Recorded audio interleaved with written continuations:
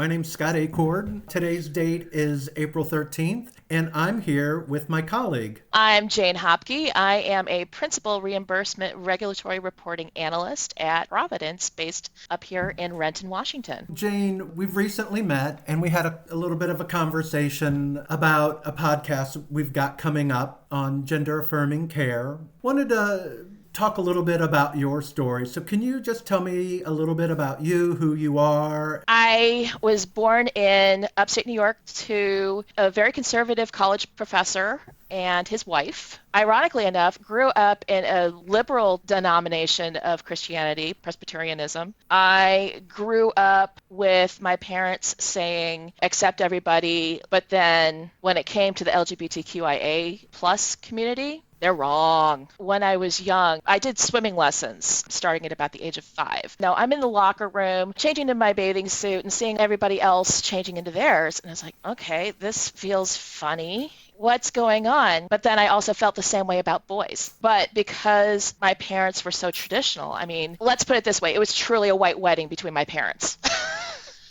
That's how traditional my parents were, even in the 60s. They got married in 1968 and then had me 3 years later. It just seemed very odd that my parents would be so traditional in such a non-traditional time in American history. But facts are facts. That's how I was raised, and I was raised to be seen but not heard. I was viewed more as a commodity than a human being. I learned very early that I needed to suppress my feelings. I ended up turning to food. That ended up being my first addiction. I'm still obviously struggling with it now. When you're dealing with the kind of trauma that I dealt with during my life, it's hard. I tended to gravitate towards stuff that my dad was interested in. And I don't know if that was because he was the one that was doing the majority of the rejection, and so I was trying so hard to ingratiate myself with him, or if it was just that I naturally gravitated toward those interests. It's something that I still question, and I'm 50 years old. I never questioned my gender identity. I always viewed myself as a woman. Fortunately, I was born in the right biological body. I no longer speak with my parents for a myriad of reasons, but the final straw was how my father disparaged the trans community, especially considering that one of my former partners is a trans woman. He knows that. He knows that I'm pansexual. He knows that, it was just that blatant disregard and disrespect for me. That was just very frustrating and anger-inducing, and it just got to the point where it's just like, I'm finally at a place of acceptance. I accept them for who they are. It doesn't mean that they have to be in my life. Right. So I ended up disconnecting from them back in June of last year. I don't have much of a relationship with my brother. The only relationship I have is to be polite so that I can continue to have access to my nephews. What was your childhood, your teen years like? Oh my gosh, they were hard. I was deeply in the closet because of all of the issues that I was dealing with, being gaslighted, marginalized, because I also had undiagnosed ADHD, so I'm also neurodiverse. I didn't do well in school, so I couldn't be used as a trophy. There was all of that rejection that was coming from my father. I was so desperate to find a boyfriend.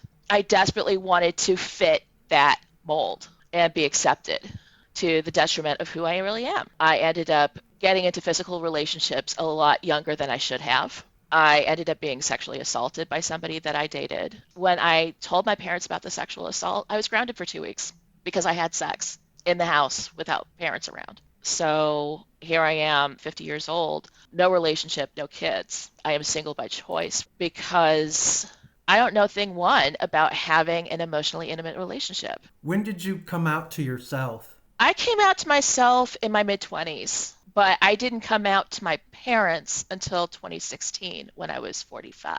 You haven't talked much about your mom. She's an enabler. She basically goes with whatever is going to keep the peace. Did you go away to college? My first year, yes. And it was a total disaster. I was finally away from my family. I ended up partying, having a lot of sex. I barely went to class. I got kicked out of school because of bad grades. Second time around, I went to a 2-year school. I lived at home. I did pretty well. Got my associate's degree, transferred to a 4-year school. I dropped out. I actually ended up staying out of school for about 9 years. I ended up in Albany. I gotten fired from a job, and I realized, okay, the state of New York is hiring accountants left and right.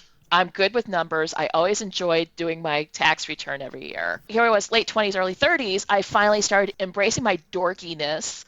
And fortunately, my parents had always offered to pay for my bachelor's degree. So I was like, okay, Mom, Dad, I finally figured out what it is I want to do. Went to the local state university and got my BS, went on to getting my master's degree, and then went on with my career. So glad that I ended up living the way that I needed to live.